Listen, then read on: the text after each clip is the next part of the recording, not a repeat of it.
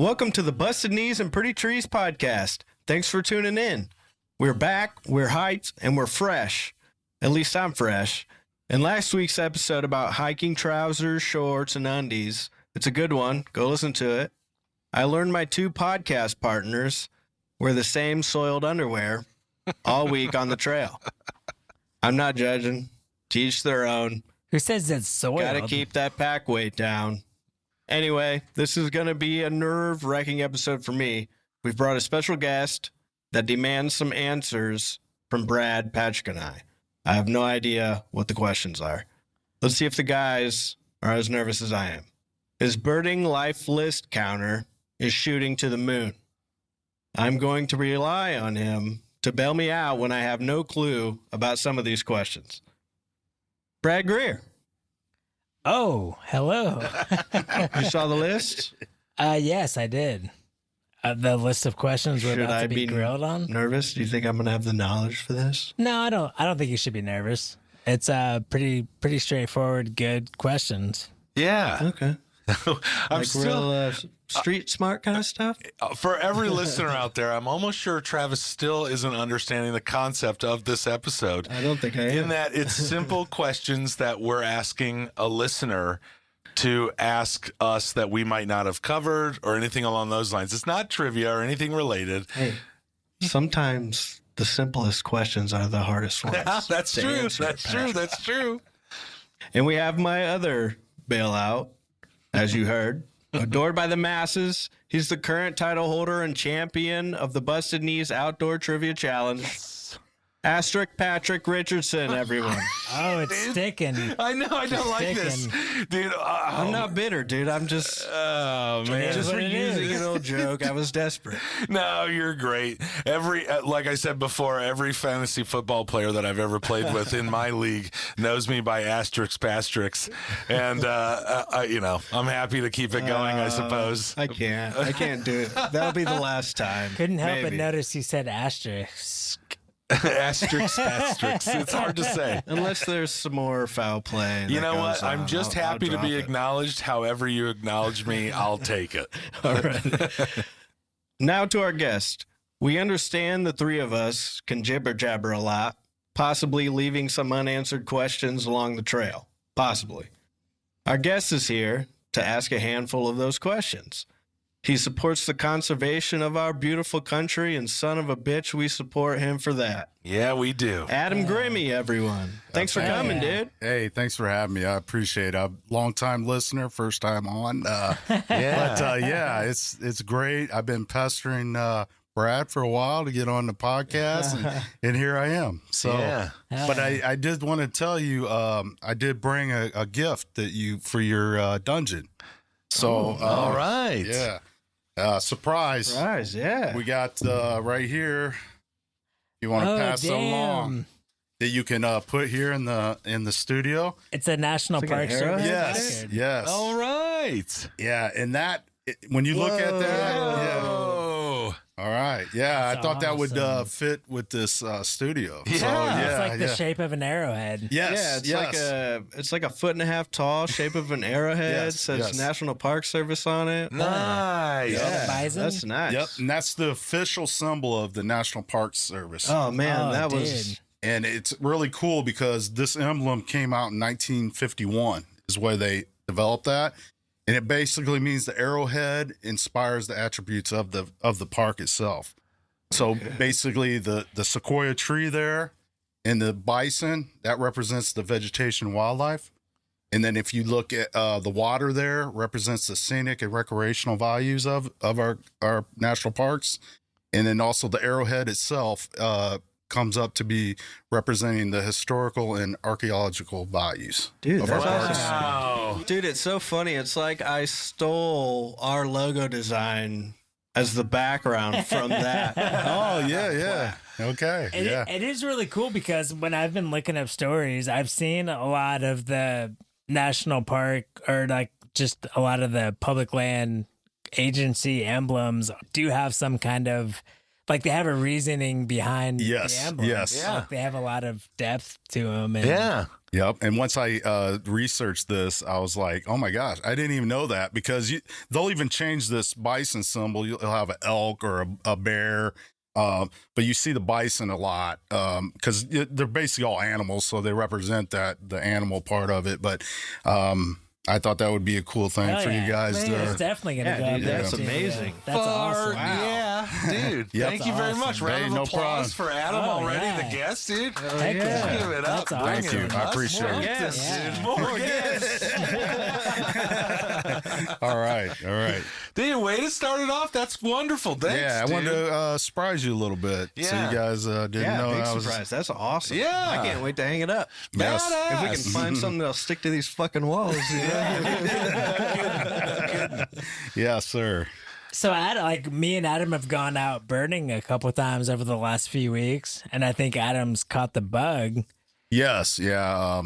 Thank you, Brad. You're add gonna add go to buy my. a $5,000 camera now. I My camera was not 18, baby. Yeah, I've already asked him because I'm like, I got to get these pictures of these beautiful birds because I have to put the picture in my mind, go home and look it up because I didn't know a lot of these birds, but yeah, it's actually a really cool hobby. I just seeing the birds, you don't even realize it till you start looking. And I got binoculars. I got the old school binoculars that Travis was talking about from Kmart that I actually had to Somebody's dust them got some. off. Yeah, and man, they work great. Believe it or not, they're old school.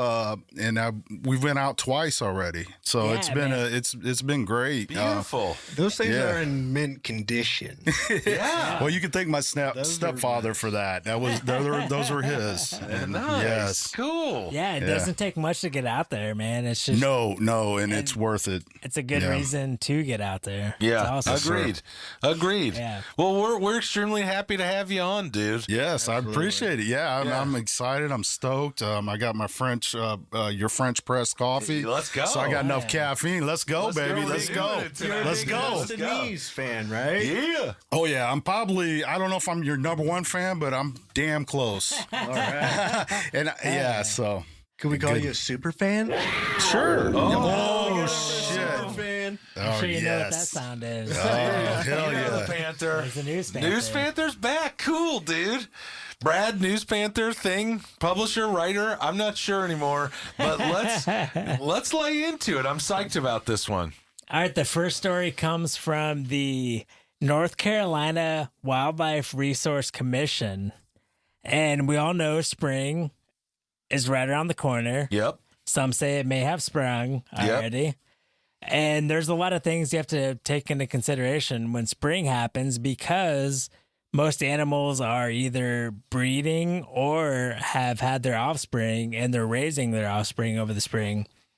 So this article from it is the North Carolina Wildlife Resource Commission, but it's pretty general for everywhere you go or somewhere you're traveling. So it's good information. First off, some general tips about encountering wildlife, specifically in spring. There's some rules of thumbs you can follow.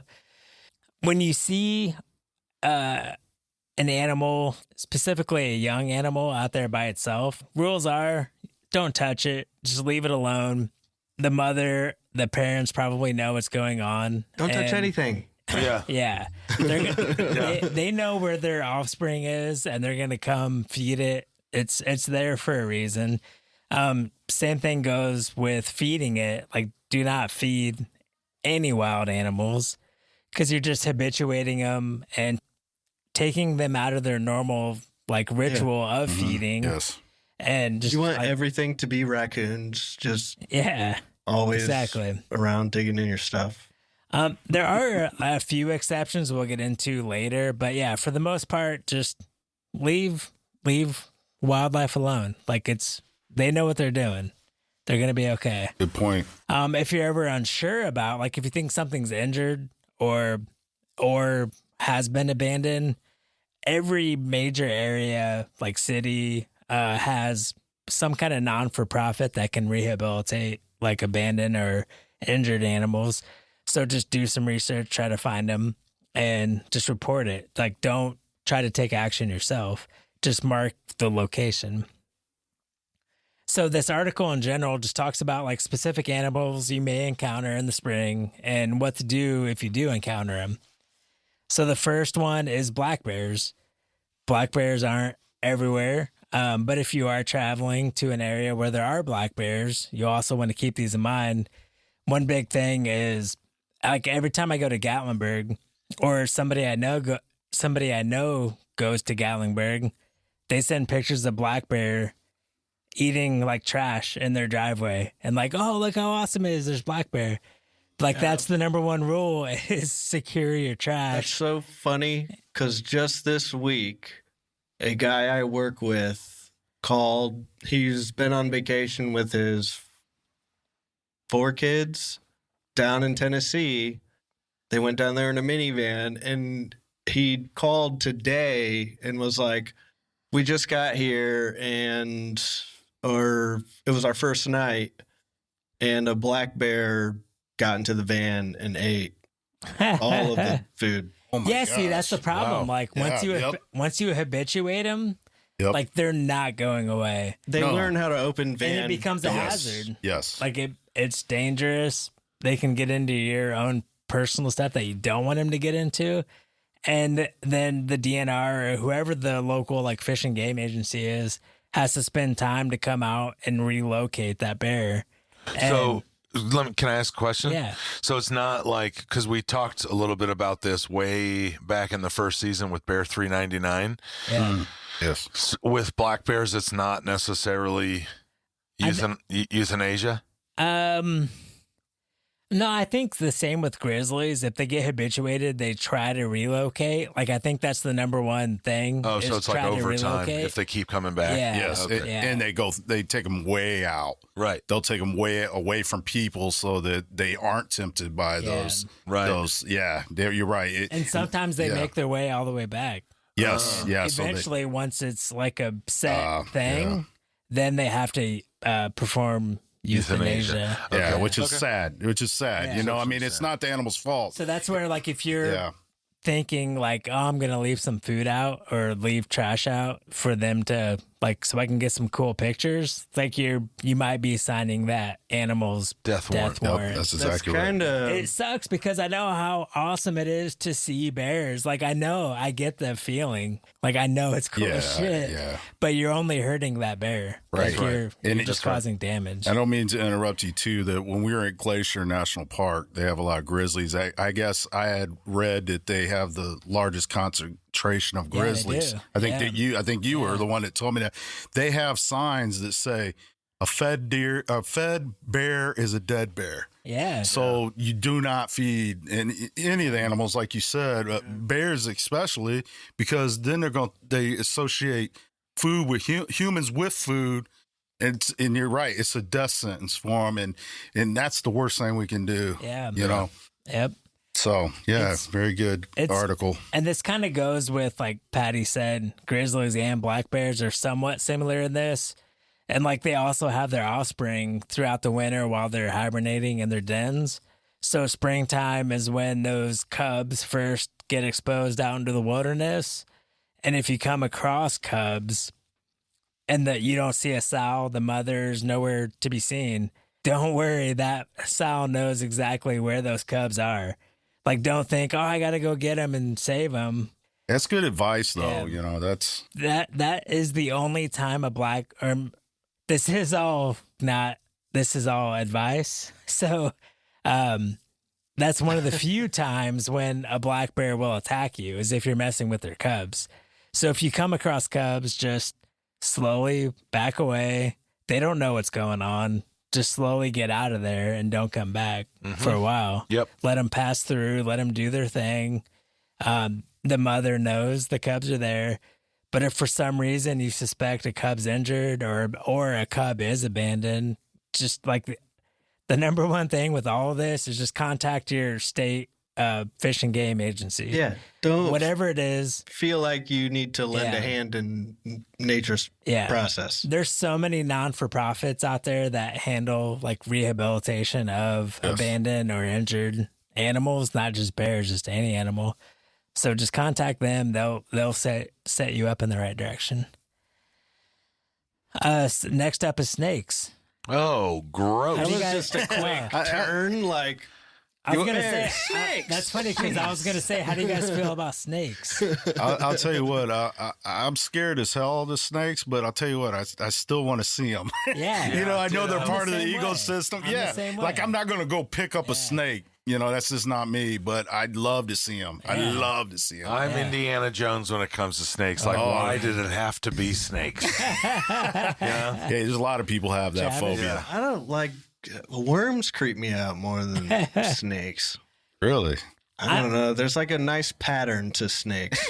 Worms are. Well, that's because of your art. You're an artist, so you see that pattern of that snake. Yeah, I think they're really cool. Looking, They are. They're interesting very cool. animals. When I was like 12 or 13, me and my brother worked just, like a part-time gig, making some cash for a dude that had 30, 40 different snakes in a room. And we would change their bedding, like newspaper, they would shit and whatever remains from a mouse that they ate or whatever. So one of us would hold the snake while the other That one is disgusting to me. like looking back, I think what the fuck was I doing? This was crazy.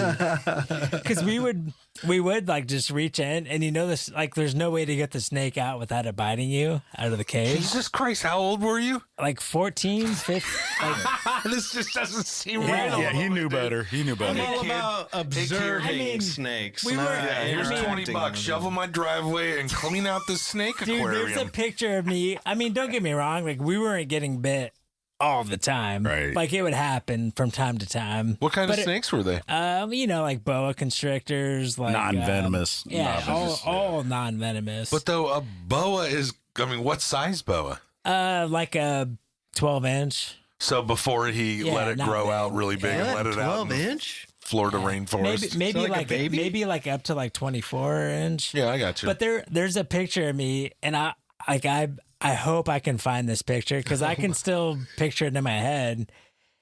In his front yard, he had like 2 8-foot anacondas, and he had like also like 2 24-foot Burmese pythons. Oh my Lord. But the anacondas, when we would clean that cage, for whatever reason, there was a small tree in his front yard. The tree was maybe like 15 feet high. And while we're cleaning the cage, we would go put the snake in that tree in his front yard. And there's a picture of like 14-year-old me standing at the base of the tree looking up into it.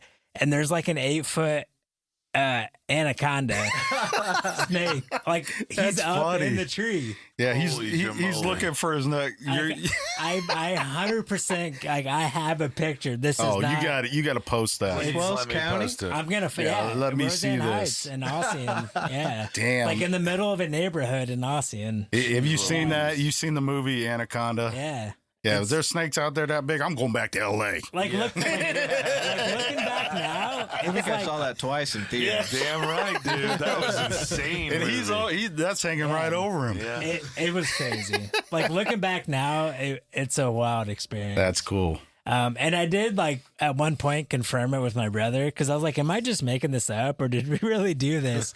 And he said, "No, that was true." Like, we really did that. It's like, okay, cool. But yeah, so snakes. For some reason, people have an instinct to kill snakes, especially if they look venomous.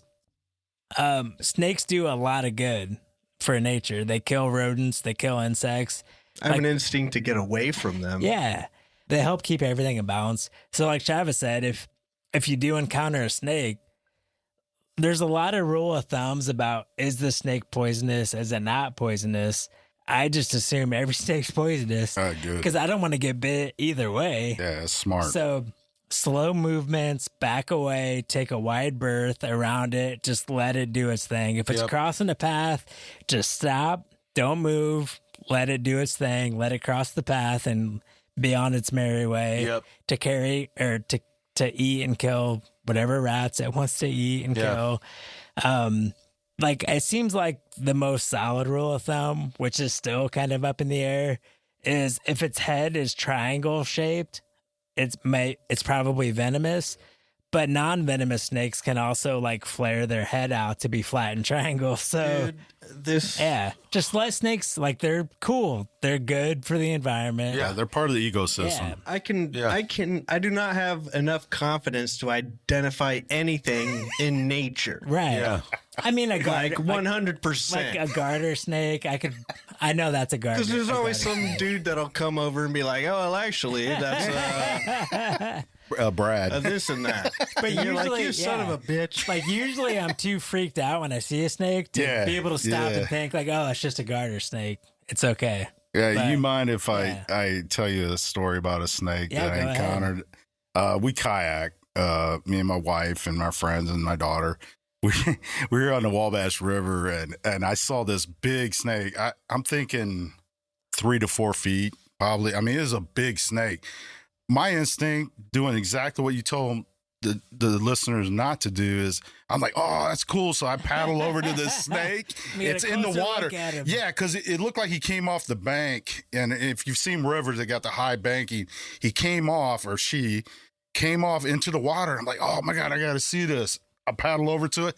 It came up out of the water and started like its coming head? at me. Yeah. Damn. Scared the shit. So I did the reverse thing. I'm backing out of this thing. And they're back there. They were the smart ones. They stayed away. I was being stupid. I got to see the snake, right? And so I'm doing this because my first thought was, it's going to get in my kayak because I have a sit-in kayak. Yeah. It's going to get in my kayak and bite the shit out of me, whatever.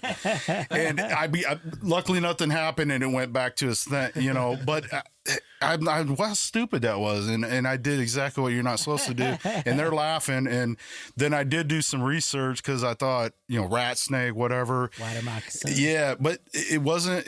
Most likely on the Wabash River they have water snakes, and then I read that they can be ill-tempered, that they will come at you, and yeah. I'd say that was a water snake, and I'm like, Came at me. yeah, and I just wanted to share that definitely don't do that when you're kayaking. Yeah.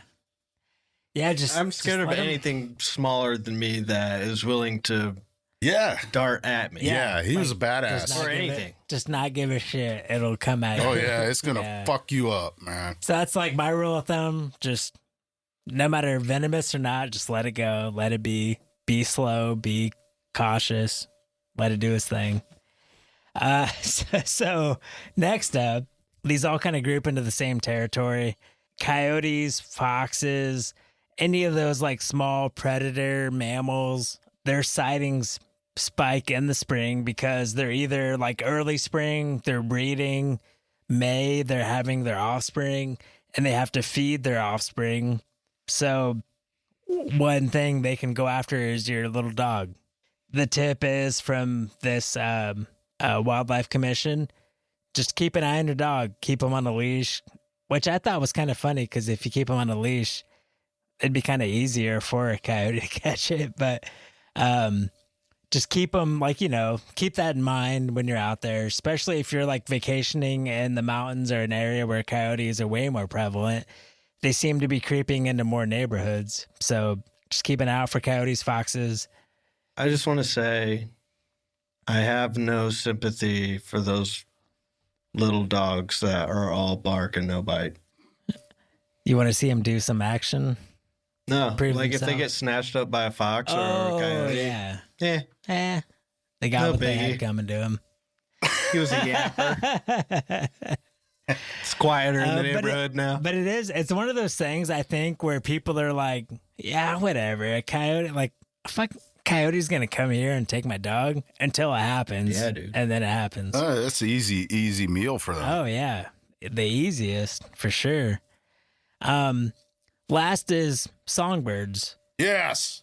Like a common theme throughout a lot of this is there used to be an old wives' tale that if an animal's in trouble and you touch it, as soon as you touch it, your scent's on it, and the mother, the parents are going to abandon it. Oh yeah, I always heard that about Yeah. birds. So have I. Don't Me touch too. baby birds. Definitely. that Or fall little out of the baby nest. bunnies. Yeah. Yeah, I've heard bunnies that. too. Yeah. Yep. It's definitely not true. Oh, really? Yeah. But that doesn't mean you should touch them. Yeah. It doesn't mean you should do anything with It them. is pretty gross if you're picking up Yeah. a baby bird or. But it was kind of interesting because this article from the commission said, which this part I know is true. There's like a difference between birds. Like if you find a bird on the ground, if it doesn't have feathers, it's not walking, it's a nestling bird. Like it's not ready to fledge the nest. It's not ready to fly. So in that circumstance, if you find a bird, and this is the, like, I don't know what I would do in this circumstance, but like they recommend if it's a nestling bird, put it back in the nest. If the nest has fallen out of the tree, try to put the nest back in the tree, or make a makeshift nest and put those nestlings back in it. Yeah, you'll see that after storms a lot. Yeah. Yeah, I've seen that The before. mom doesn't yeah. give a shit. The mom just wants the chicks back. Right. Safe. Yeah, that's like, a motherly instinct. like your scent doesn't mean shit. I mean, maybe like for like it's probably good to put like some rubber gloves or something on, but yeah. If they have feathers and they're walking around, they're fledging, they're learning how to fly. So let them just be, because they're doing their thing. They're trying to learn how to fly and leave the nest. So just let them go. Just be mindful of, like, spring is when everything's reproducing. If you find a deer fawn, just let it be. The mother knows where that fawn is. Like Mother Nature's gonna handle. Like they know, they've been here for probably longer than we have. So just let them do their thing. Like they know what's going on. It's crazy. I think every year I find in my yard like little baby birds that have fallen out of the tree Oh, and didn't damn. survive. Yep. Yeah, I've seen that too, where they're just dead laying there. Yeah. Yeah. Well, so that was kind of our spring warm up. Get ready for spring. Watch out for new animals entering the world. Sounded like a PSA to me Yeah. from the News Panther. A little public service But- announcement. Don't touch. Spring Look. is here. It wasn't an official article. I think it was I can't remember the original website I saw it from, but it was like something Beacon, coastal town in North Carolina. Yeah, very interesting. I mean, that's very good advice. It was a slow news story or news week, I will say. Yeah, hey. The next story comes from SFgate, which it's a website. I've seen a lot of like good ass reporting coming out of SFgate. Like they have a lot of good national So park, have I. public lands. It seems to be a great website, and they're doing a lot of the like protesting for national parks. Yep. So, it seems like a great website. What is that? What is SF Gate? Yeah. I don't know if it's San Francisco Gate. I think they're definitely based out of Northern California. I think it is as well. It's all, Yeah. a lot of those news stories that are coming out of there too is around that region. Yeah. Right. So this story is about a creature found in Yellowstone National Park. So next time you're visiting one of the many hot springs at Yellowstone, maybe it's Grand Prismatic, maybe it's Mammoth Hot Springs, or maybe it's the Sizzling Basin, Angel Terrace, or Dragon Spring. Wow. Damn. I thought all those springs had Damn. awesome names, so I wanted to All of those give them a places I shout want to out. visit. I'm Nice. there, man. Yeah. If you're visiting any of those springs, if you look closely, you'll see a small black creature scavenging and hunting in and around any one of these springs.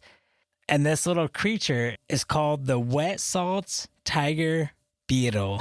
Whoa. And you got a picture of it up there. Yeah. It's developed very unique characteristics to be able to survive in and around these hot springs. It doesn't look Hey, very I was dark. Yeah, and those hot springs have acid too. Yeah. By the way, if they can survive that, they could survive fallout with Yeah. nuclear. It's kind of crazy. Yeah, it is. Look at it. It looks futuristic. So the beginning of the story starts all the way back in 2006 when Leon Higley, who is an insect ecologist at the University of Nebraska-Lincoln, who was also involved in the research of this beetle, first noticed the beetles living in Mammoth Hot Springs during a road trip through Yellowstone with his young son. Higley stated, I knew they shouldn't be there because that water is too hot. What are those beetles doing? Look. 200 degrees? Are you So- kidding me? The water in these hot springs can reach 200 degrees Fahrenheit, or 93.33 degrees Oh Celsius. my gosh. Yeah, Patrick could dip in there, definitely. Oh yeah. Done. Hot guy for a hot spring. It also caught the attention of Kelly Williamsons, who is a lecturer at Clemson University, go Tigers, South Carolina, Wow, yeah. who worked on the study as a doc at the University of Nebraska-Lincoln. Kelly said, it's so weird to see insects being able to thrive in these temperatures because usually that would kill them. That's amazing. So, like we said, Yellowstone reaches temperatures of 200 degrees. The springs also contain heavy metals like arsenic, Yep. along with fluctuating acidity Yep, levels. that's exactly right. Because they have signs there. If you've been there, they actually don't want you dipping your toe in yeah. there if you want your toe back. Some people may think, it doesn't apply to me. I'm going to dip my toe in there. There's a lot of those out there. So what's funny is so they live by scavenging the area around these hot springs. And so my first thought was well, what are they scavenging? Yes. There's probably nothing else living there. Well, insects try to fly over the springs. They get kind of caught in the updraft from the heat of the shit. springs, and they just die and fall. Adaptation, So, baby. Like the beetles get a free, easy meal Yep. because all these insects just drop dead over the springs. and That's fall into the nature springs. right there at its finest. Because Yeah. you think instead of having the trash of all these bugs laying dead, they're eating them. Yeah. Yeah. You know, For it's sure. perfect. That's awesome. Willem Sess initially thought that they survived the temps by altering their behavior, flapping their wings to cool down, doing a short man. flight to cool down, or That's dipping in amazing. cooler waters to fly down. But it wasn't until 2016 to 2020 that they were able to go back and do further research and figure out how the beetles survived in these hot springs. To perform the study, scientists spread out amongst all of those previously mentioned hot springs that I said earlier that had really cool names. And they were in teams of 4. 3 of them used binoculars to monitor the beetles in the springs.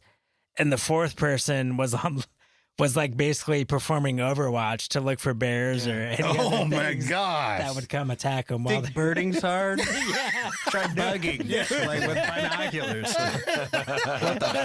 Oh, that's You funny. got to watch your back for bears. Oh my gosh. He's just spotting a beetle. We're looking at birds like, There's one.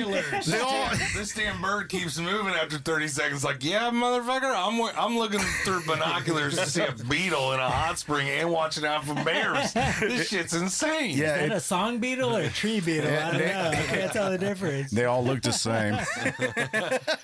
So not only did they observe them through binoculars, they took some back to the lab, tested them in different temperatures of water, and obviously dissected them. Sorry, we had to sacrifice a few of the beetles. When they dissected the bugs under a microscope, they found that the beetles had developed a heat-resistant plate in their exoskeletons. So they kind of developed this body armor. And this discovery kind of leaves scientists with more unanswered questions than they answered. They now are even more confused. How did they develop this They evolved that exoskeleton way. to block the heat? There's no other bugs like that? No, there's over 2,000 different species of tiger beetles alone. And this is one Just species of tiger beetles. So that's why it's kind of crazy because the ice sheets retracted from Yellowstone 15,000 years ago. And every year is a new generation of beetles. So 15,000 generations of beetles still isn't enough time to go from a regular tiger beetle to an exoskeleton, heat resistant, up to 200 degrees Fahrenheit. Only one of them can mutant chill beetle. by a hot spring. Yeah. When I did further research looking online about this, there seem to be these in the Grand Canyon area too, which is kind of crazy.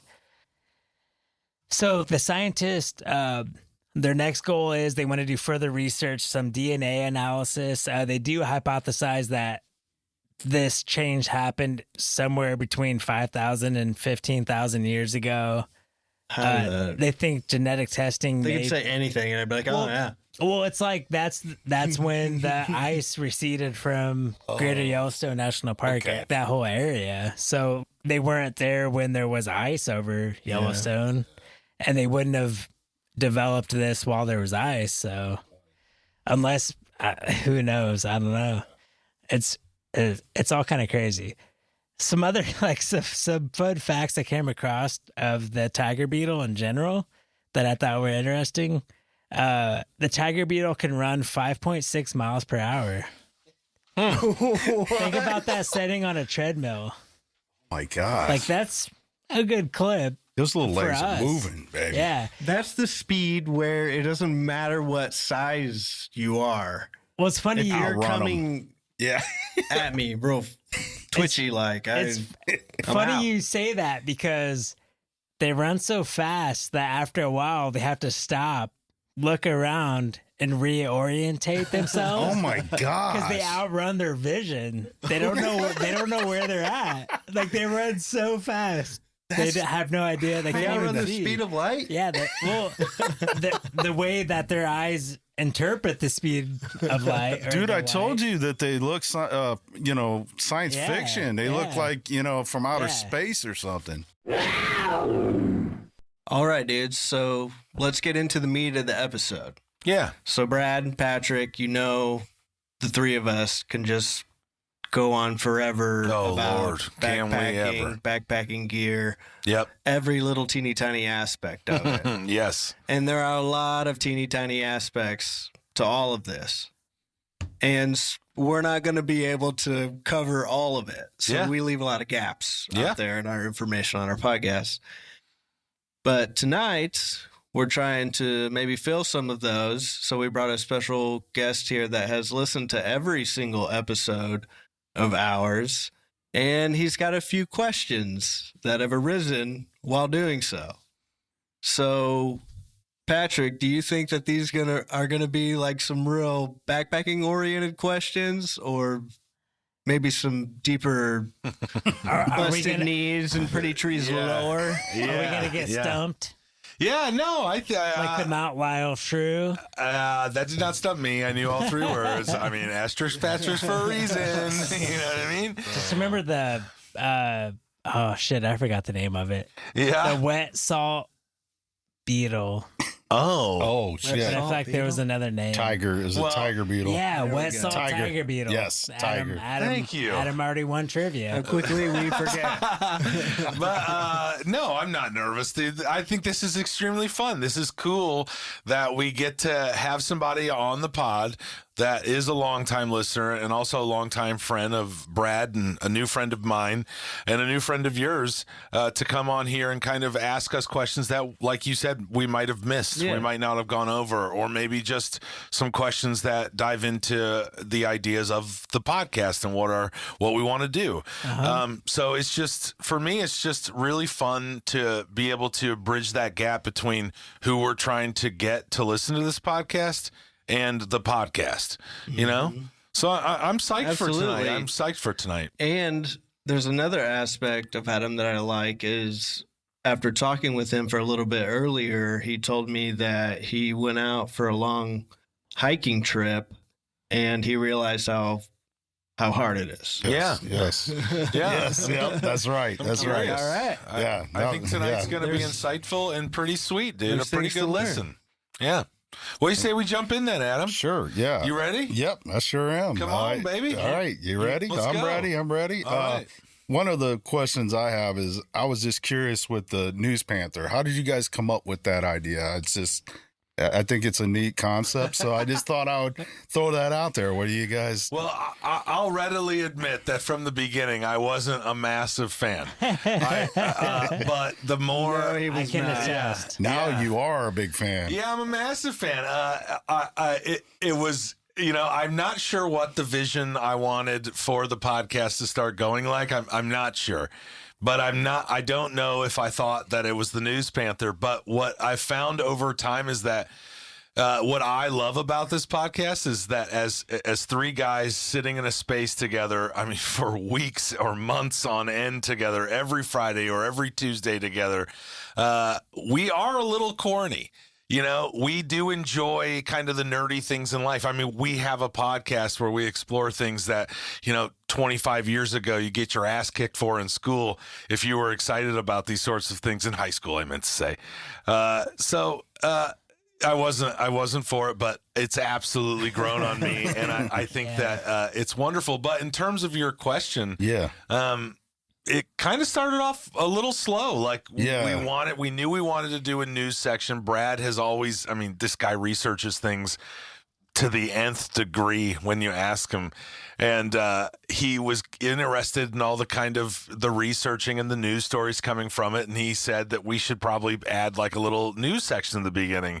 And I think we might have one or two episodes that were recorded where we have the news section, but not the News Panther sound effect and the News Panther and the lore behind the News Panther. Because the remember, mystery. The News Panther may or may not be a separate entity from our beloved podcaster Brad. Yes. Yeah, I don't even know. Yeah, nor do I. I'm the most confused one out of all three of us. This whole time I thought a panther was coming here and giving Brad news, and he was just reading it. That's what the I way pictured. look at it. Yeah, dude. Well, me too.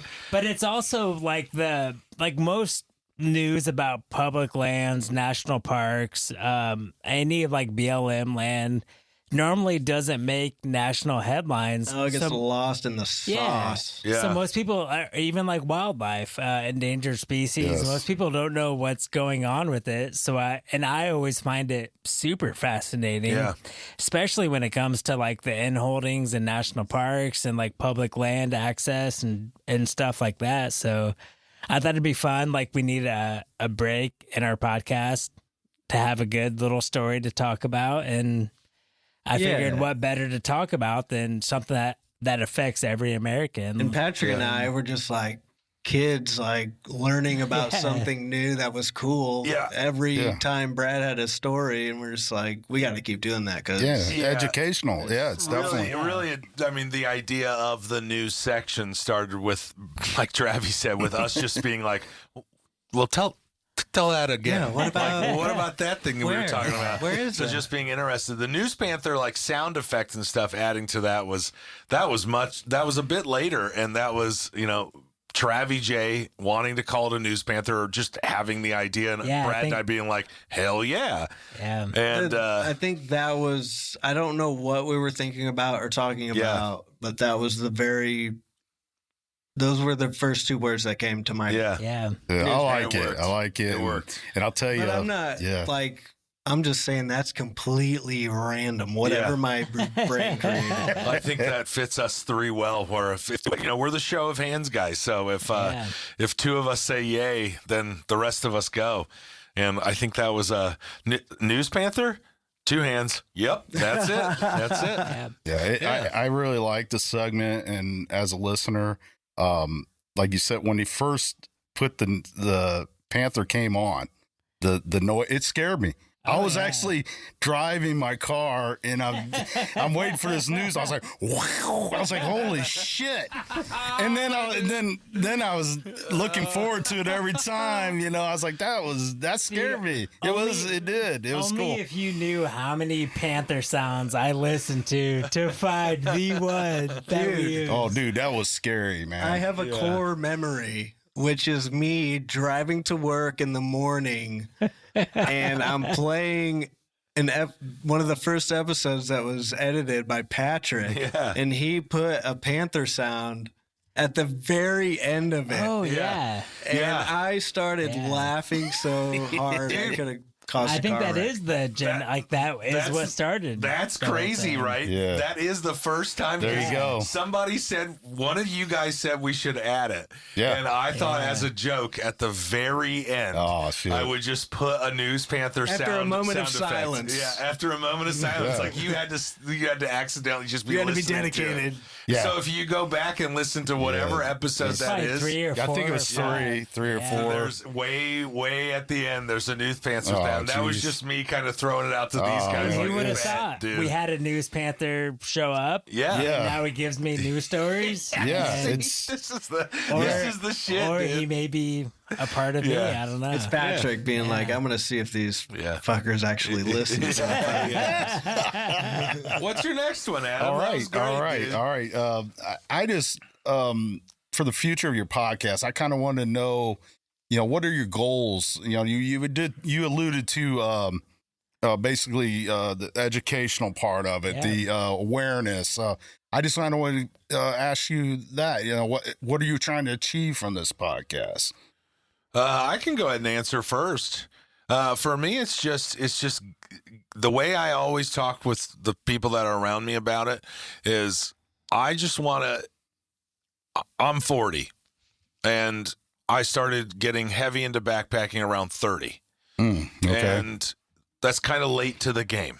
Even at Yeah. 30, you're behind the pack in terms of age. People are doing laps around you, and Well, it's like you're either 20 or you're 60. yeah, right. Exactly. Yep. That's Okay. great. That's Yeah. great. Yeah. And that's how it is on trail.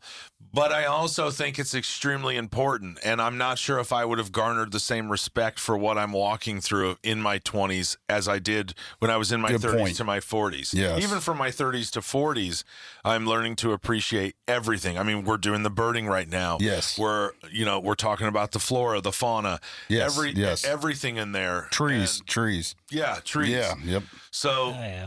to me, it's about getting people out there, just Oh, yeah. however it is. That's it. I That's don't like- care about. That's what I feel when Yeah. I was a listener. That's what really brought me to your guys' That's like podcast. Yeah. That's like our mission statement. Good. Yeah. No matter where yeah. it is. Yeah, Just get that's out there. good. Yeah. So I thought I would like to learn that. Yeah. What you envision. What was your envision of this? And it's really coming out well. Yeah, I think I appreciate what you guys do. We'd also like to promote like our national park systems, our state park yes, systems, yes. our local park systems. Yeah.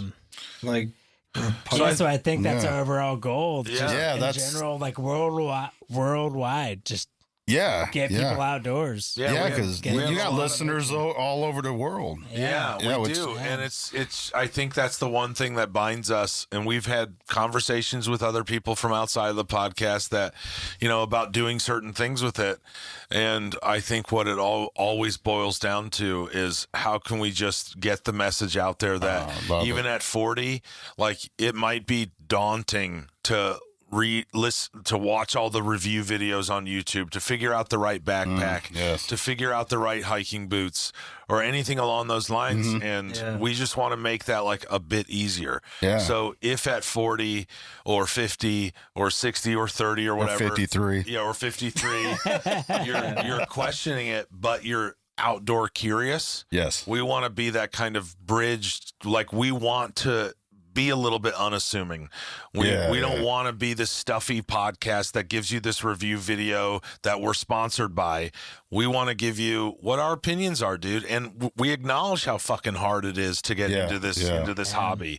But There's a reason our motto is embrace the South. yeah, embrace it, Yeah. dude. Get out there and just be there, because you and I talked earlier today that we need to support our nature, our natural local environment, whatever that looks like. Local, state, Federal. It the doesn't- whole the country, whole the gamut, world. the You put the world. damn world in there. Yeah. I totally agree. I think we just want to be a catalyst for getting people out there to. Well, I recognize appreciate that. I mean, these guys might Yeah, have more to add, but that's my. No, Yeah, I that's- agree.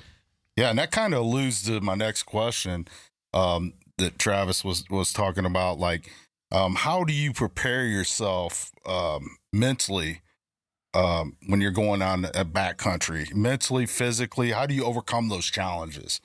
It's I did it. Like we said, I tried backpacking. I struggled because I just went into it too fast, too hard. Didn't do my research. So I just kind of want to get tips from you guys of how you handle that. How do you embrace the suck? You know, can you give myself and the listeners some tips?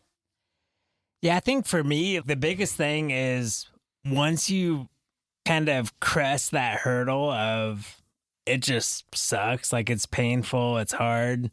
And once you get like a moment that's just amazing, like a good, like a view that just blows your mind, or like any situation, like an elk on the trail looking at you and then scampers away.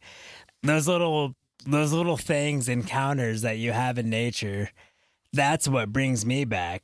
Oh, nice. It's amazing. Like you have these tribulations and trials and you're just like suffering, but then there's like at the end, it's instant gratification. Like this is fucking awesome. Dude, Cool as hell. Like I've had those experiences, like when you're on trail, like doing the suffering, like, oh my God, I got to walk up another 1,000 feet or whatever. So many times where I'm just like, why the hell am I doing this? Yeah. But it, for me, it's been as simple as like that early morning sunrise when you first, because you're always set up camp right when you know you're about to do the hard part the next day, so you can separate those hard parts. So you get up, you're out on the trail as that sun's coming up over that mountain, and there's just that one sunbeam. Like I can picture in my head, like that turning point in my mood. Yeah. When that sunbeam like hits your back and you feel that heat, like, oh, it's about to be there. The world's about to open up. And that's like every day you're getting, you got to get through those tough parts. Yeah. An analogy I use you're a parent.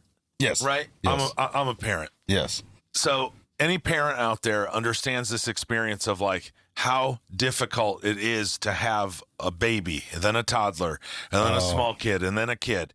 Yeah. Like just how much frustration there is. Yeah. All the way down the line, right? Yeah. It's just a lot of frustration and just mentally working yourself through that.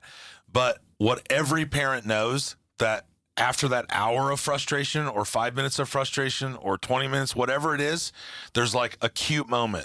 That moment that like brings it all back. Like that moment your little that's a baby, good analogy. that baby looks at you in the face and smiles, or the time the baby just shit all over you but then grabs your finger with its tiny little hand. Yeah. And then as a toddler, when they start learning how to talk and learning to Dad, use words. first Dad, word. Oh my Lord. Or just Dad, hug. And those moments right after your kid just drew on the walls with crayons or vomited all whatever over it you. is. But that is a part of embracing the suck. Is as a parent, you're That's doing good. that. So it's on the trail. Just understand that at the end of that suck is the most glorious thing that could possibly change your life, like it has changed my life forever. Oh, that's like just that one. It's not just changing your trail life for that one trail. It's changing your existence. Like the way you perceive. If you embrace the suck once, you're going to embrace the suck again. You know what I mean? Yeah, exactly. It comes down to, I think it's essentially a reward system. Yeah. You put in the work, you get a reward that's unique to that when you get out there. And it's like anything you do and you work hard for, like you're going to keep getting rewarded. So, but I think that's the thing too, is like you have to make it to those rewards. And once you kind of like it happens and you see, oh shit, this is like amazing. Then you're hooked. Okay. And that reward could be a sense of accomplishment for how far you went or how high you went, or it could be the beautiful view that only the few people that go hike to go see that will ever see. Yeah, that's true. From that perspective. And there's so many different kinds of rewards. Well, I think your question also revolved around the idea of how we prepare for those sorts of things too. Yeah. There was one of the questions I was going to ask you. Is there a lot of, what kind of prep work do you put in for a trip? So know? I was going to touch on a little bit of that too. Because as much as I do think that, that part of embracing the suck and, embrace the suck, just embrace it, dude. Because there's something gorgeous at the end, whatever that looks like, it's gorgeous. But you do have to prepare. Oh, like it's I would That's not, what I did. I would not being jump an off avid the couch. listener of the Busted Knees and Pretty Trees podcast, you will know that preparation is also based on personality type. Yes, I did notice that. You have to surround yourself with planners if you're not a planner. But dude, for me, I mean, Travis gonna disagree then. But like for me, it's Brad and I were just talking about our trip this year. Like him and I have to get together, go over the map, understand the route that we're going to go on, understand the like mileage between the camp zones that we're going to get into. Yeah, water. Where you talked about water, making sure that you can have water. And it's all of that for me. I think one of the things as a backpacker that you really kind of separates the people that are going to keep doing it or surround themselves with keep doing it are going to be like what you end up loving the most is the planning process. Oh, yeah. Like being a backpacker, I think that most certainly it's about being out there, but I think there's almost like a 50-50 range there where it's 50% on trail, 50% off trail, but both halves we love equally. You know what I mean? Well, yeah.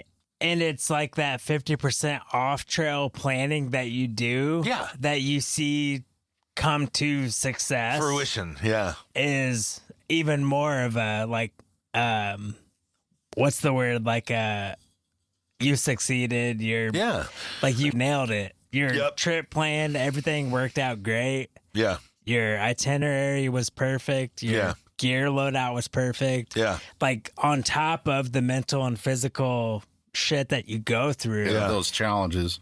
These are all things we're doing to try to mitigate that. Yeah. Or like to mitigate the suck, you know? Like the more planning and prep you do in advance, you can mitigate that. Yeah. But it's also, you want to like, it's awesome to go through that because it feels good to get on the other side. For sure. Like accomplishment. It feels like you've accomplished something. Just take your time planning it. And there's tons of like forums. Reddit is a great way to really plan and understand. I mean, the National Park Service itself, their websites for most of those things are pretty specific as to what you can and cannot do and what to expect while you're out there. Yeah, I did notice that they have a app too. I just downloaded that app this week. Yep. And it had a lot of that. It had rules. You know, there's certain rules. You got fired. So very good. Yeah. Just be prepared. I mean, no matter what, it's a human walking out into the wilderness, and that wilderness doesn't necessarily give a rat's poop about you. So there's a lot of prep. I mean, even the physical prep. I mean, normally when I'm a bigger dude, so I try to shed some pounds before I get on trail, a little bit less on my knees, my busted knees.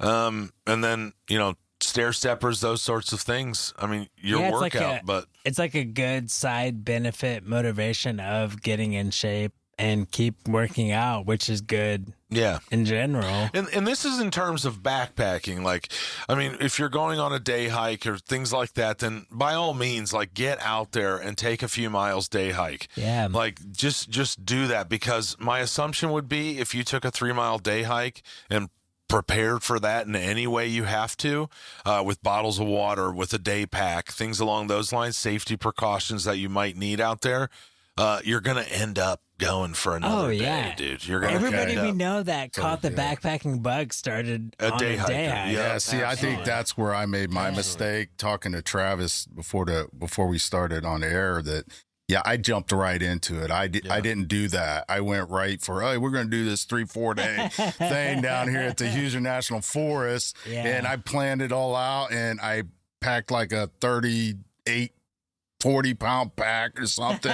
And I was like, I was dead. I was dead because, So I'm glad you guys brought that up, because I didn't know that. I mean, that's good about this podcast is you could learn a lot, and so good. Yeah, thank you guys. The learning is what keeps me going. Yeah, you're too. a lifetime learner, baby, and not just what the News Panther brings, but learning how to make a podcast, learning how to be a better speaker and all that stuff, and just the camaraderie with you guys, meeting new people like Adam. I've met the message. some of the coolest freaking people.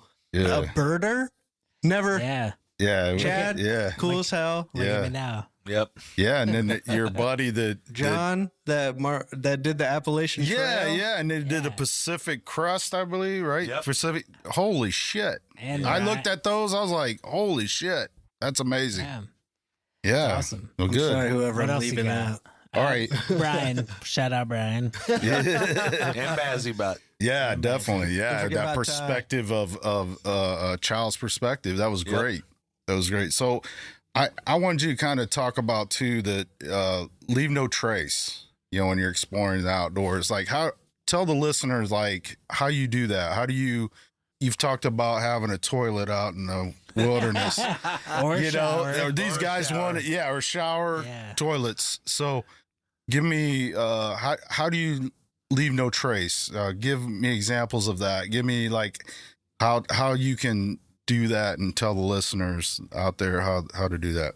It is like this is definitely one of the hardest principles to live by, I think, just because like you may accidentally leave trash. You may go into the bathroom, dig in a cat hole, leaving trash in a cat hole, whether it be toilet paper or wet wipes.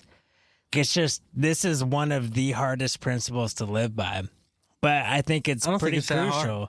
No, yeah. My philosophy, you bring it in, take it out. Well, maybe not hardest, police your shit. but it's one of the easiest to like let it slide, kind of. Yeah, because I think Don't let it slide. Well, but you're taking just let it slide out. You're taking like a absolutist stance on it. But most people, like, it's easy to think That's one piece of toilet paper. I'll just bury my wet wipe. Yeah. It's But we've all I'll just seen leave that sock. We've all been to a campground where like you go out to do a number 2 and you see toilet paper scattered everywhere. Oh my gosh. That was once buried, but it kind of like creeps to the surface. Landmines. So dude, everywhere. It sucks. Like it sucks carrying toilet paper out and like wet wipes out, but leave no trace. Like the definition's in the name. And you see that, and it like totally takes you out of it. You're like, God damn humans. Man, it's the crazy shit. I've been so far out, like 22 miles is the furthest I've ever been out, and I've seen like beer cans. Dude, I've been on the side of a I've been trail. 60 miles off the coast of Charleston, South Carolina, into the ocean, and have seen plastic water bottles and like It's so like, all disappointing, kinds of dude. shit. What I think, to answer your question, in my perspective, is that I think it's pretty self-explanatory. I think, like Travis says, and I do agree with Brad as well, that this could be difficult just by the way humans tend to live their lives. Leave no trace is a complete reversal from what you're generally doing in your life. You're just wiping your ass, toilet, and then the toilet takes care of it. Yeah, you flush the toilet. Yeah, Poof, it's boom, gone. gone. You never have to deal with it. Yeah, because it's So, not difficult. It's just like different. Opening up your packages if you're using Mountain House or freeze dried foods. Oh, yeah. You're opening up that package and you throw that in a trash bin and then you don't see it. Yeah. So That ain't that's like just that not how it is. So I think leave no trace is the principle, but in terms of getting to that point as a backpacker, hiker, or anybody that spends time outside is just understanding and researching yet again what you're taking. Like what Brad and I talked about during the food episode, and Travi as well, is we spent an afternoon together repackaging everything that we had into Ziploc baggies that could then turn into its own trash receptacle that we could then close and then use another Ziploc and then you put that in the bear reuse canister. like you're reusing. You're reusing that. Yeah, that's good. Instead of having all this extra packaging. Yeah. So I think it's just, like I said, it's a principle, but as somebody that wants to go out to the backcountry, you should then understand that feeling and want the next person that comes out there to also see what you're seeing. Yeah. And without that leave no trace principle, it just gets perpetually worse over time to where my kid who's 9 can't go enjoy the things that I was afforded to enjoy. Right. You don't hike all the way out there to see an M&M wrapper laying in the middle of the trail. Yeah. It's pretty infuriating. Yeah, I can see that. And if you do, pick it up. Like if you have especially if you have an extra Ziploc bag or something. Like, Dude, that's a good pick up point. any extra. I didn't think of that. I do it locally when I Yep. at Me a too. park. Yep. Like pick up any trash you see. Dude, it's public lands Kirsten for the had- public, dude. Yeah. Kirsten has like an eagle eye for trash. Yeah, she she finds does. shit that I don't see. Yeah. That's picks it good. up. She's Yeah, good. It's perfect. It's public lands for the public. I mean, You gotta take care of that it. first part is where that principle lies. It's our lands. You treat it like it's your backyard. You treat it like it's your living room. You treat it like it's a place that you're going to invite your friends into and want nice. them to see something gorgeous. Yeah. Public lands for the public. Yep. And just, dude, keep it going, man. Yeah, don't take it for granted. Yeah. Yeah, I mean, Yeah. good point. Yeah, same with your streets. Don't be throwing shit on your neighborhoods. Yeah, litter. Quit littering. Yeah. What are you doing? All right, I got another one for you. Lay it on me. This one, basically, as far as the importance of telling somebody, like when you go on a trip and say there is an emergency, in case of emergency, what do you guys do as far as who do you tell? Do you have emergency contact? Do you write something down? Could you guys give me some of that? That when we'll say say somebody's going out for the first time and they got a group, or I know Brad's done solo backpacking. Yep. But tell me what would be those things that you would do? Who would you tell? Do you leave emergency number? When are you supposed to be back? Like dates, times, where are you going? What trails you're taking? Do you guys do all that? Could you guys? I leave all the information behind. Oh yeah. Generally, it's in a text to my mom and my wife. Oh, nice. Just because they're two separate parties that give a shit about me. But Ashley knows when we should be at a campsite, when we're expected to land on the flight, when we get to wherever we're going. Oh, nice. I mean, she's got my itinerary lined up just for those reasons. Yeah. So if there's a day that we're late, then she knows, hey, this is where the Rangers should look. This is what's going on. Very good. Very good. Let mom know the details and where you're gonna be when you're gonna be there, and say if you don't hear from me, reach out. Like keep an eye out. I had my itinerary in my day pack all the time. I had one in the my day pack when we went out to the Tetons Nice. with that itinerary.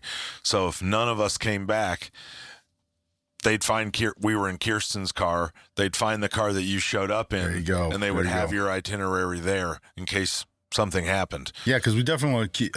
You want people to be safe, while they're enjoying the great outdoors. So Yeah. I thought that would be something I would ask you about. What you guys do in that? Well, yeah, go ahead, Brad. And also, so this is the first time I did this on the last trip. I had a Garmin Messenger, which is a satellite communication GPS device. And I could pre-set up messages to send to specific phone numbers. And there was like 3 messages I could set up to send, like we're at camp, we're good. We started our trip, we ended our trip, whatever you want your messages to be. And so every day when we set up camp, like we made it to our spot, I would just automatically just tap a button and it would send that message out. Like we're at camp. That was awesome. Yeah. That's nice. That's where technology does really help And out. it's satellite communication, so no matter where you're at, once those satellites cross over you, like where you're at, It picks that it'll signal send up. out, yeah. Dude, So did it work good? Did it work seemed good? like it, Yeah. yeah, and I never followed up because I always felt like I was like, You know, Yeah, how when who you're am I texting somebody texting? too Yeah. much. But I was sending out like 6 different text messages. Yeah. but Oh, nice. To That's cool. Everybody's family. I remember you talking about that in Yeah. one of the podcasts, and that's really cool. Dude, it was pretty gnarly, and I didn't have it, but just knowing that Brad had it, Yes. to like Yeah. explain to my wife, Yeah, because you guys what are in the same happened. group, Oh, you know. Well, Yeah. It ended up just him and I, and it was nice to be able to talk with Eddie, who was Kirsten's husband. It was nice just to send a message back and understand where these dudes were as much as we could, or send one out to my wife, just like, you know, because, dude, it's even kind of, I mean, even when you're with Brad, you miss your wife, and you just want to send that little messy message Who would home. have thought? And yeah, I know. That's why you went to Could bed miss so their wife when early, you're huh? around Brad. But it did feel like a sense of. I will say that those Garmins are a bit expensive. Yeah. But And you have to pay a subscription subscription plan. fee. But you know what? I think It's are they worth fairly Yeah, new? yeah, Are they it's fairly worth new? it, right? That's what I'm Anything saying. new is going to be a little 'cause even- high at Dude, first. it felt Yeah. like a safety blanket. Yeah. There's no doubt about it that if something so serious, and I've been on every other backpacking trip without that, and I can tell you from that experience to having that, with Brad having that on his little shoulder over there, that experience to me was like, it just felt like there was like a bit of a safety blanket. Yeah. I don't think you necessarily need one on a day hike or like an overnighter, maybe. Yeah. When you're not going that far out. Yeah. But when you're going, I Yeah. would say like past Backcountry. 10, 15, 20 miles. That's When deep. you're getting Yeah. past that, that's a tough way for rangers to get in there Yeah, fast and to be able to send that SOS or contact somebody. Yeah, with like a text. yeah. It But- felt like a safety blanket. Yeah, and it's also like when you enter the backcountry, like you leave the ranger station, you get your permits, you're in the backcountry, you have no cell phone service. Like we had a situation where the 4 of us split up into 2 and 2, and like me and Patty were trying to think, should we, like, I feel like if we text somebody, they're going to get worried that we're in danger. Yeah, that's true. But That's we were true. also thinking like, well, somebody's got to know. Yeah. Somebody Because they're not outside going of- to know that was unplanned. Yeah. That wasn't on Yeah. the That was itinerary. unplanned. We're like, Yeah, somebody yeah. outside in of any us. other situation, Yeah. that is a Yeah. massive situation. Yeah. So I was able to text somebody in the outside world that wasn't with us in the backcountry and say, hey, we split up. They went down this trail. We went down this trail. Yep. We plan on camping here. They Yep. plan on camping here. They went to go fight the orcs, and we're going to Mordor. But, yeah, Wow. it's. I Yeah. think it's super important because Yeah, it is. that's I how would people see get that. lost, and Yeah. people don't know how you disappeared. And Yeah. it's Would Yeah. you guys travel without any of that well, I for have a week? I have up until the, Yeah, I mean, I mean, not definitely- even a cell phone. No, Oh, yeah. no well, traceable. cell phones are useless anyways because Nothing traceable. Yeah, I would. No doubt I about would. it. I mean, dude, we're that zillennial, right? So I very much lived a good portion of Millennial? I'd never heard I've that. never heard that. That's what- Zennial. Zennial. That's what, I've never been That's what people more call us, called dude. more like generational names. well, we're at that same exact We're age, so between we're all the same we're thing. between X and millennials. Yeah, that's what yeah, people they call even us have a because- name for that. What's Yeah. that called? Zennial. Zennial. God damn it, we Zennial. just said it. So you did.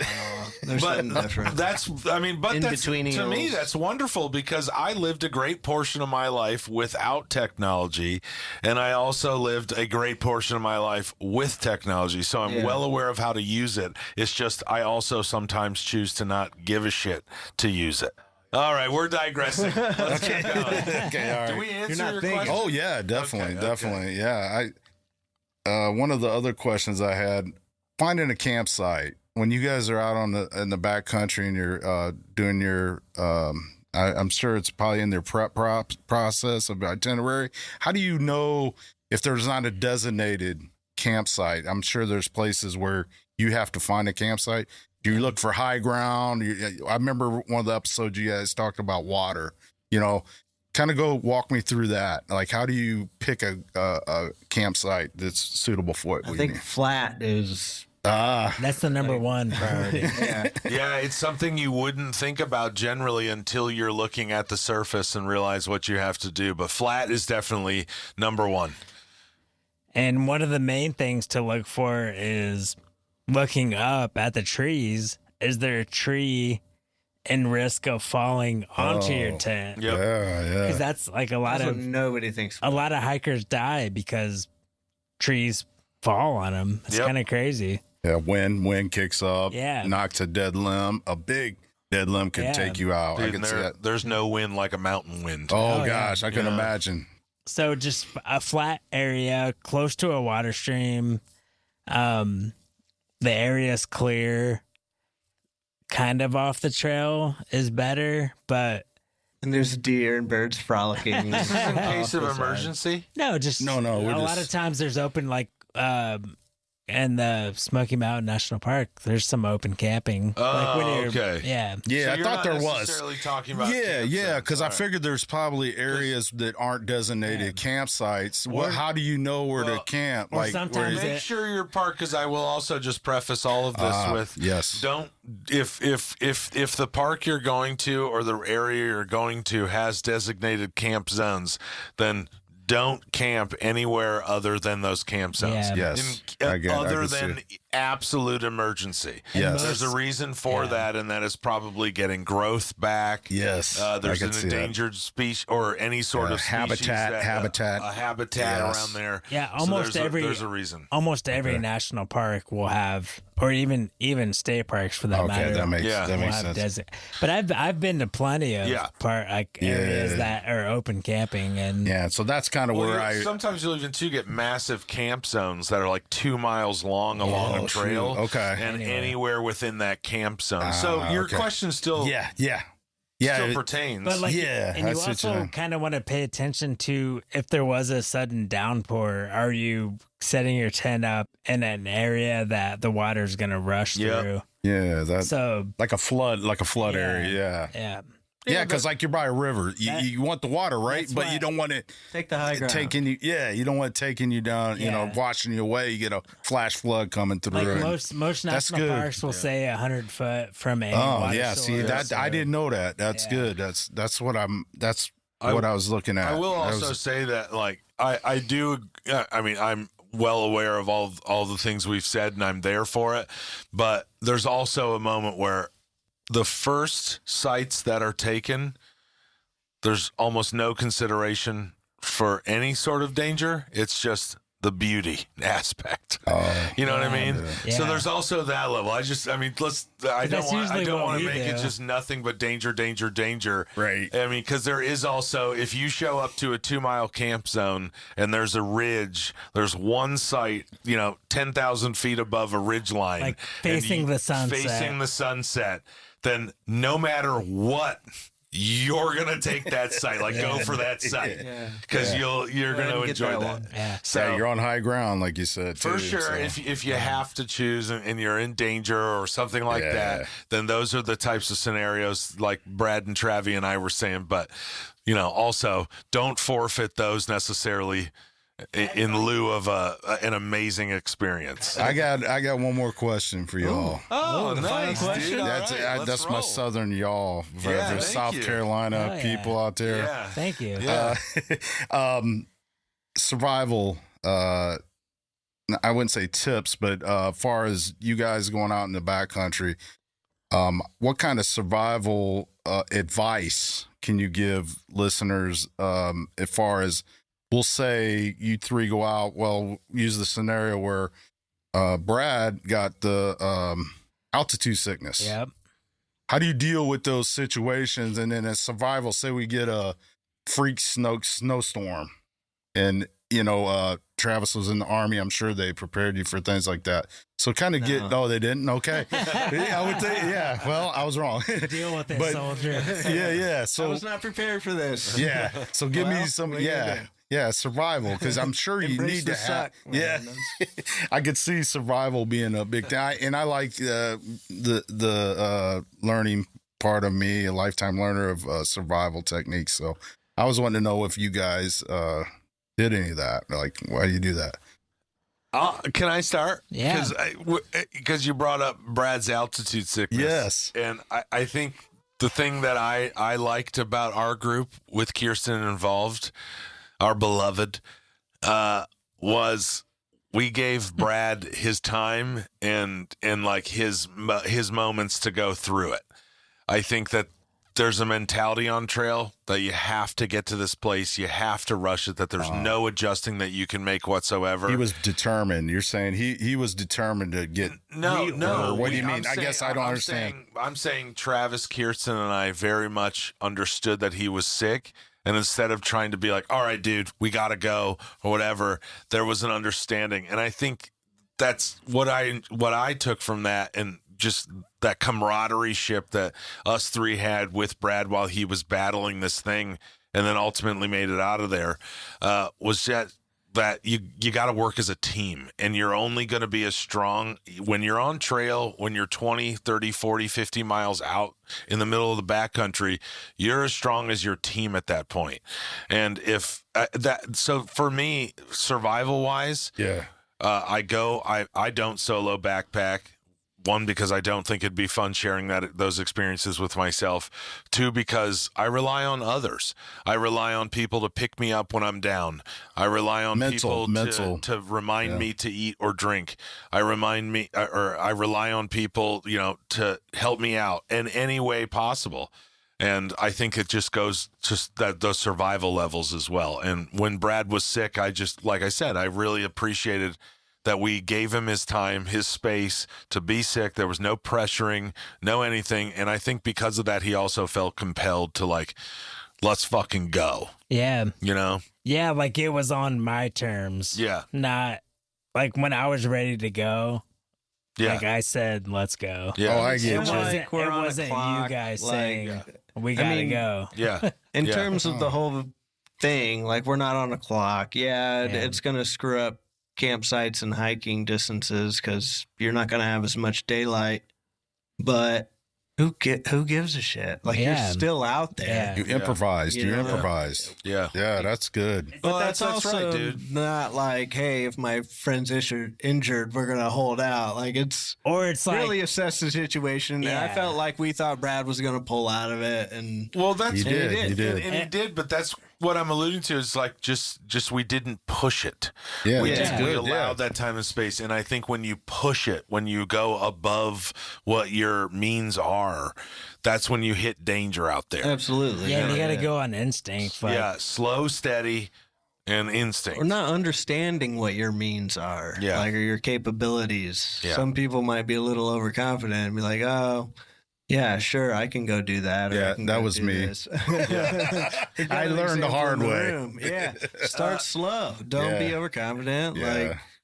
That's a heavy load of gear you're carrying along, Yeah. and that changes things. Yeah. It does. Yeah, and I think it pays. Like I feel like over time, my first aid kit has definitely evolved, Yeah, and me you kind of too. learn what you need in your Yeah. first aid kit. Yeah. That's good. Yeah. Not only for you, but Patty was saying for others. Like Yeah. you're a group. You're out there yeah. together. You're a team. Yeah. Like you're, I could see that. say I know Travis has blister patches or whatever they're called, like Yep. the Moleskin. moleskin. Yep. Yeah. Or like we all know we got each other covered. Like Yep. we're good to go. But I And think in terms of like ultimately for people that are just beginning to get outdoors, like your number one safety plan is let people know about it and follow the rules of the park Yeah. and Yeah. do what they tell you to do. Yeah. You're not going to For have any problems. Yeah, Yeah. that's good. That's good. Yeah. And it is intimidating. Like Yeah. what you if I just got said, an injury out there? There's plenty of ways. I think even iPhones have satellite messaging now, so you can Yep. SOS through your iPhone. it's cool. But you obviously, I haven't looked into it, but you need to figure that out before you go out into the backcountry. But Sure. but yeah, being safe's paramount. Yep. Yeah, and it's I don't want to deter anybody making Yeah. it sound like it's not Yeah, safe. Like yeah. it's how many millions of people are on Yeah. these trails Yeah, every year. That's across a good this point, country. yeah. Like I So- said, I never used my rain pants. I've maybe used 1 or 2 Band-Aids out of my first aid kit. And Yeah. that's all I've ever used. Yeah, it's more of just in case You gotta- type thing, yeah, right? you gotta Okay. Have it. Oh, Good. also a lot of what we talk about we just go straight to the backpacking aspect. But there are, the day hikers, the overnight hikers, those types of people that this isn't necessarily all the things you have to worry about. Just go out there and have some goddamn fun and enjoy the nature around you. Yeah, look And at some I'm kind of birds. realizing how much of a subgenre of hiking just backpacking is, because you have the through hikers and then the day hikers and all sorts of different styles, people running the freaking trails. Yep. But yeah, I think we should probably get this going along. Adam, what a great set of questions you threw at us. I like I said, I appreciate you guys having me on. It's a interesting podcast. I think you guys bring a lot of knowledge to the subjects and awareness that you talked about, and you guys, the chemistry between you three really make it enjoyable. I laugh. I love to laugh. So I'm sitting here listening to your podcast as I'm driving to work on Spotify, and I'm laughing out loud. One of the episodes that comes to mind, well, two of them, Patrick popping open a can of sardines while this guy has altitude sickness, and he's pissed because he's smelling sardines and he's just enjoying a nice sardine, salty. So that one jumps out in my head, and I laugh so hard on that. I apologize, B-Rad. And the second one was the bird episode where he's reading these bird letters from like the warblers, that was, I laughed. I had, that was great. A freaking special thing to get my hands on. That was awesome. Dude, so if you guys keep this going, I want to, you're reaching across the world, getting that awareness. You got local lands of acres land trust that protecting these local. This area of Indiana is a hardwood. It's a hardwood forests, and then you have wetlands. All these things that are so fragile that we need to take care of. We need to protect them. So get involved, get out there, and enjoy it too. This is our land. So. Yeah. That was a great. Yeah. So way to go, dude. Yeah, I love you guys, man. I just met this guy and I love him, because we're like nature, nature. We're so it binds us all. Yes, man. Yeah. So I appreciate it, man. Thanks for coming, dude. This has been awesome. Unbelievable. Great question. Happy to Appreciate you. Appreciate I hope you guys. you'll come back on in the future. Heck yeah. Anytime you need somebody to fill that gap, I'm there. I think Adam's a prime candidate for a trivia episode. Oh, dude, I loved give it. you guys a run for Oh, your money. dude, I loved it. I was like, doesn't matter. that one time you're like, okay, what's the bird that sound in it? And first I thought, man, that sounds like a damn crow. And then I was like, Blue Jay. I'm like driving my car. Blue Jay, baby. I got this, baby. So yeah, that was fun. You guys, that was really neat. So, but yeah. Super happy. Super happy. I've got Thank conflicted feelings about it. But Hey, a rematch. Yep. Rematch. we'll see. All right, guys, you ready to get out of here? Yeah, man. All right, that was a great freaking episode. Thanks again, Adam. We're going to get out of here. Keep on sauntering. See ya. Bye. Later.